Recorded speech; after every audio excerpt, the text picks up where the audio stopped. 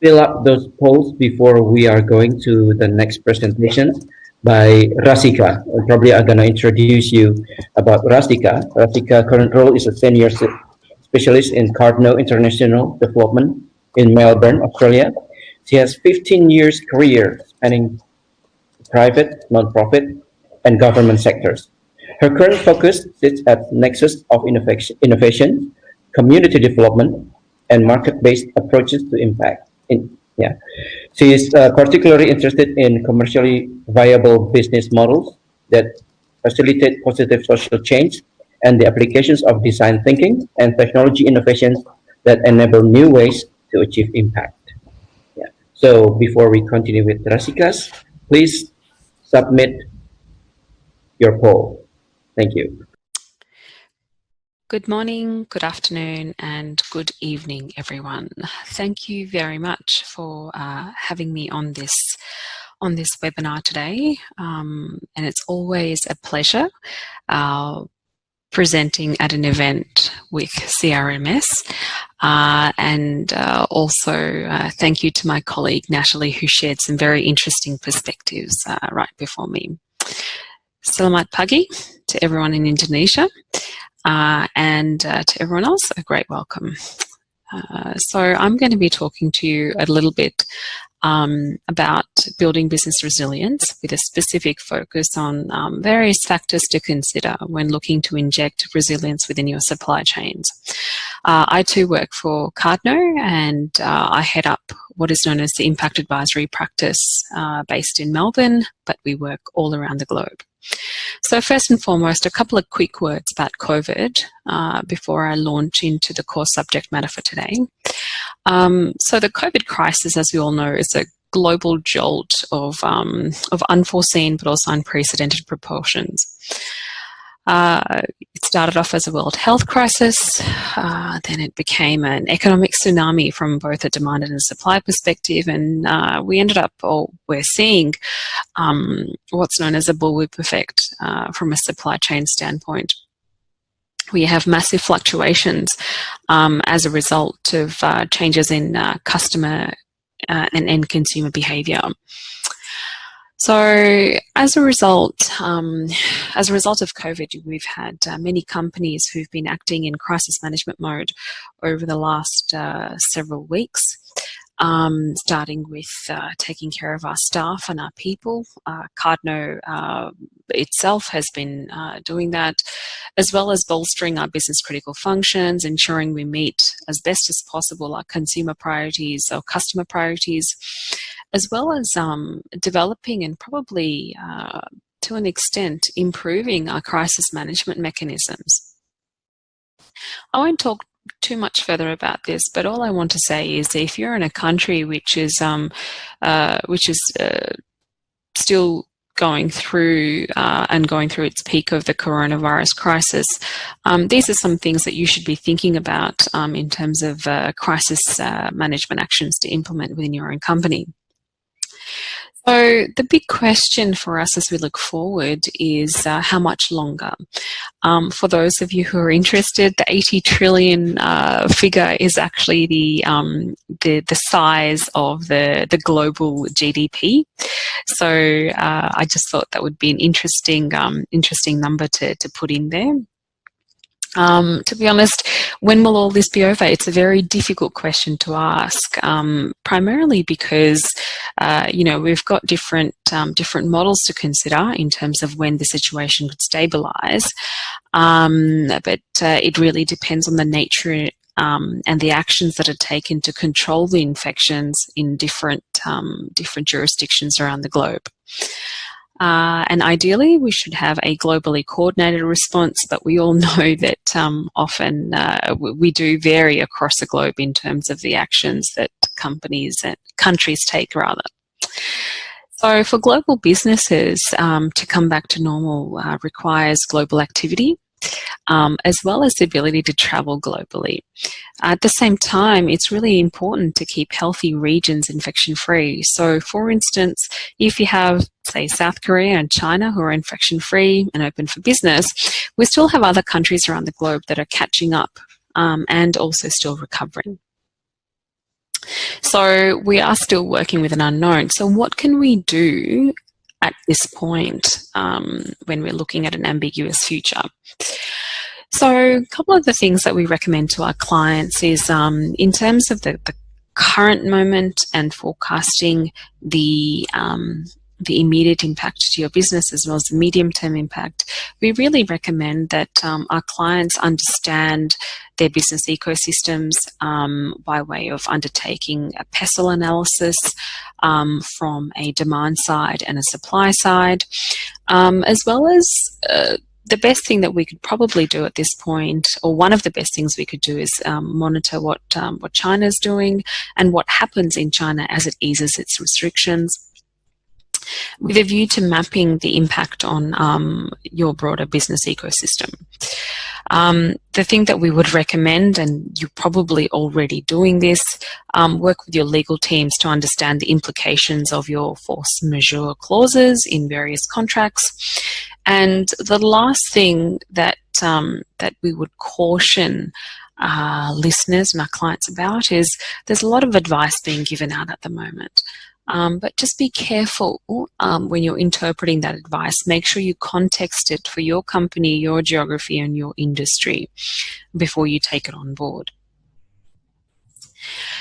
So before talking about the supply chain implications, I guess there are two important assumptions that we need to revisit. The first is that COVID-19 has shaken up our thinking about free trade flows globally, and that's happened in a matter of weeks. And as a result, there's been a shock to the global supply chain, and it's asking us to question the presumed operating model for many global businesses that look at global manufacturing, for instance, as an easy solution to keep cost efficiencies up. The other thing that we can expect is some kind of shift in consumer behavior. Again, that depends on what industry you're in. And as a result, before we answer that question about impact to supply chains, we really need to think about business sustainability, business risk management, again, before predicting changes to supply chain designs. So in terms of the risks today, of course, they should be thought of as opportunities tomorrow. What companies need to be doing is really taking a focus on their future with a foresight lens, and do so with agility. I'll be talking about foresight in my next slide, but a quick note about agility. When we're talking about agility, we're really referring to companies responding quickly, boldly, but also creatively. Speed is of the essence. At the same time, the integration of continuous and rapid feedback loops, and keeping an eye and ear to the ground in terms of what your customer is actually saying and what your market is saying is very, very important. So if we start looking at strategic foresight and what we mean, what businesses should be doing given the ambiguity associated with the future is really thinking about the possible futures, that is the possible trajectories for your business, and be ready to take action. One of the tools that we often use, among others, within Keynote's toolkit is the utilization of scenario planning, for instance. So we ask our clients to use scenario planning to determine the different visions of the future that could exist.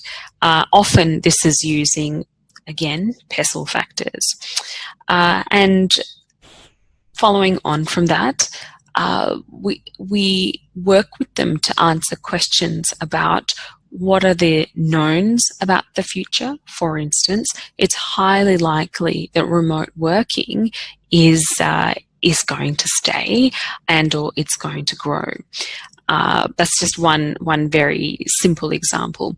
What will continue to exist? So that could be in terms of demand for products and services, or how those needs are going to be fulfilled by your business, and what do you think will definitely change. As a result, your business can actually start to answer questions about its evolution in the future. So, is it, for instance, going to sustain or bounce back to its previous level of business activity? For instance, if you're working in a utility, the demand for your services could continue to be the way it was before, or rather, it could have spiked up. The other options, for instance, is will you continue to grow, or will you be forced to change the way in which you operate? So will you be looking to vertically integrate or bring your supply chain closer to you into your local community? And is this also an opportunity for you to investigate innovations as a risk management exercise going forward? So, for instance, 3D printing could be an option businesses could be considering.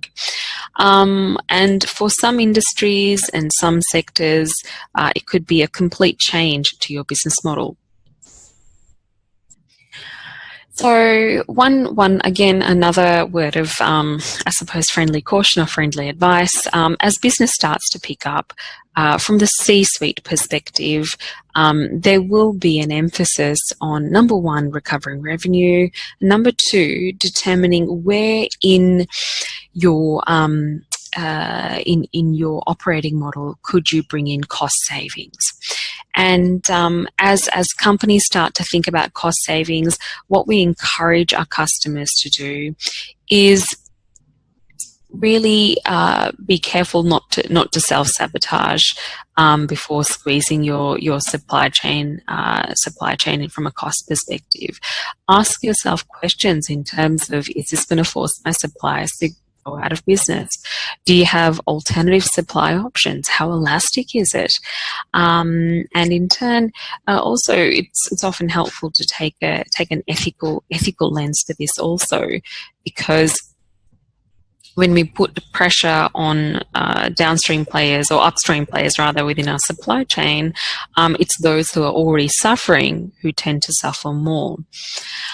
So with that, let's take a look at the different facets that need to be considered when reorienting your supply chain. Now, given time constraints, we're not going to touch on all of these, but it's the ones with the stars that we're going to focus on specifically today.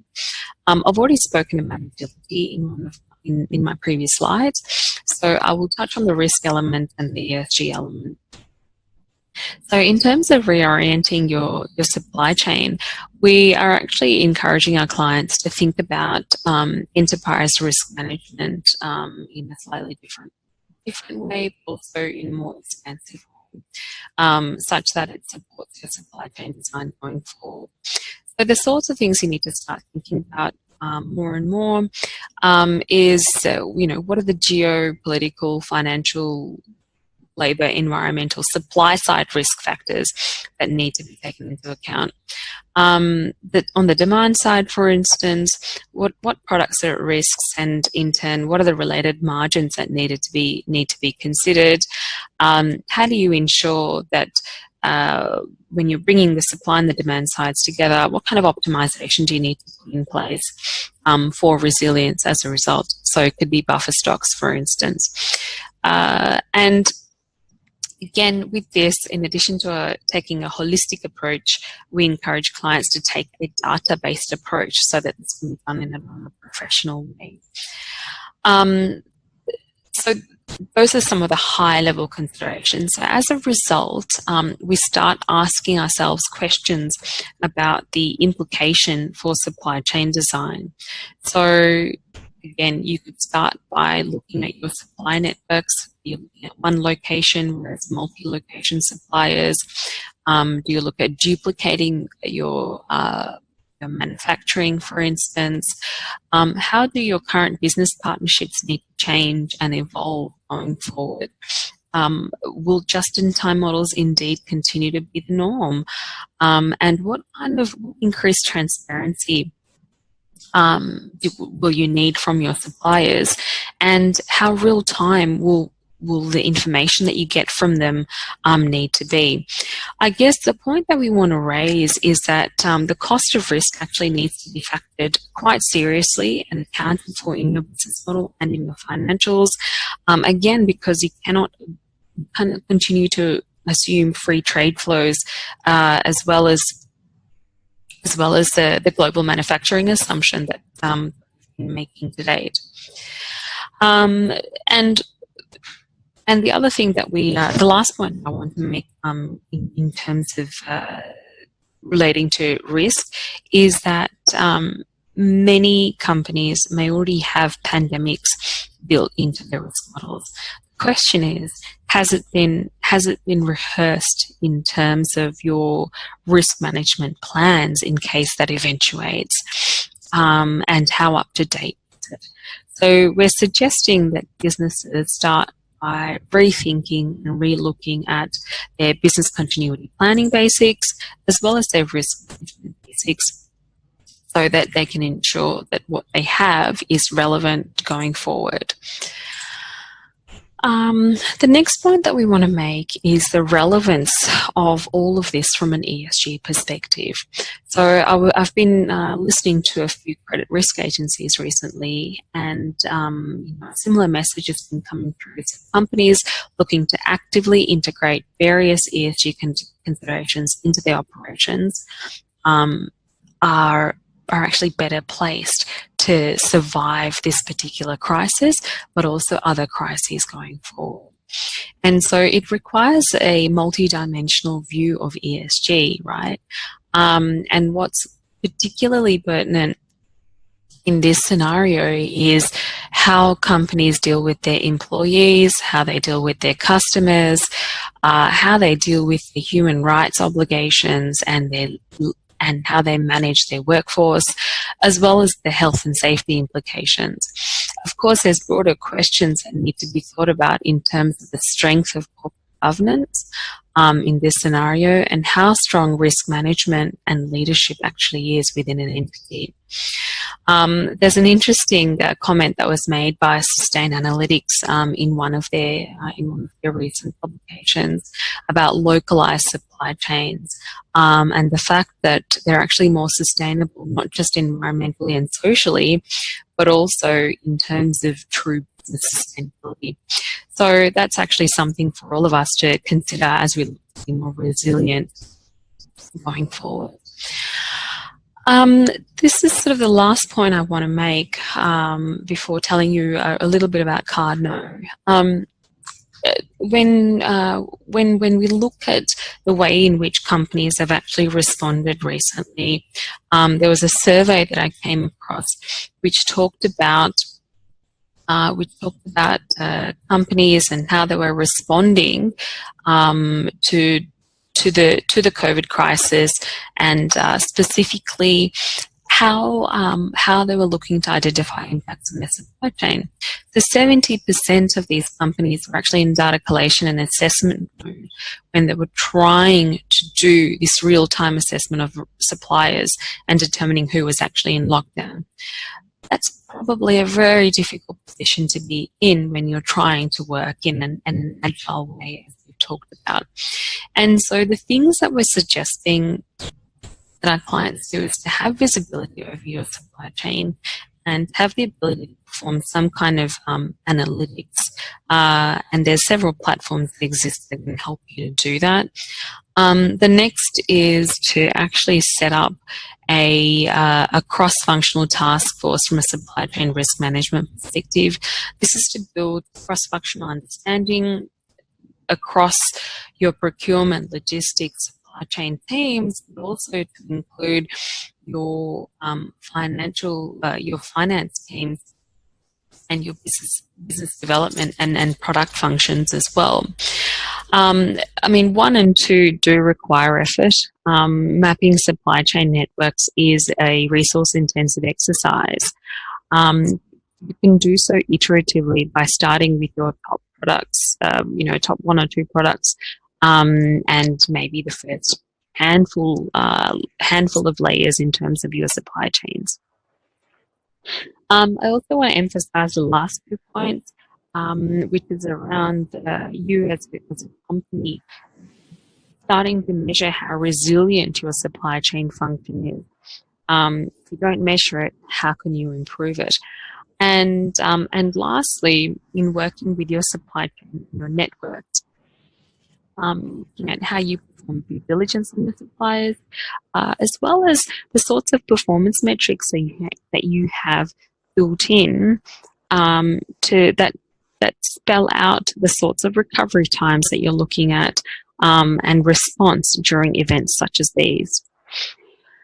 So I'm gonna stop there and just tell you a little bit about that part of the COVID-19 support team.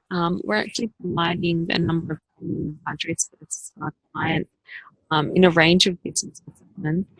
Our primary focus is on the workplace health and safety side and risk management side, as Natalie was talking about, from a supply chain resilience and as a result, business resilient perspective, as well as the sustainability and ESG angles, which we have several experts in. So thank you very much for having me present at this webinar today, and I'd be more than happy to answer any questions that you may have. Thank you. Okay, thank you very much, Rasika. It was very interesting to hear your voice. Yeah, there are one line that I like to from your presentations. Yeah, it's be poised to take action quickly. Yeah, your voice is also calming, even though your presentation materials is not easy. I know, and it reminds me of the usually the actions movies. Yeah, those who survive, either it's a bad guy or good guys, are usually that you said poised, calm to take any actions. Yeah, not those who are like panicking and hysterical do something. And usually in the movies, they are a person who's not surviving. Yeah. So yeah, be poised to take action quickly, because when you're poised, yeah, you're calm. I mean, your brain can think clearly, then you can take action correctly. I think that's one of the key um, to make decisions, because I have also seen there, almost all countries in the world, yeah,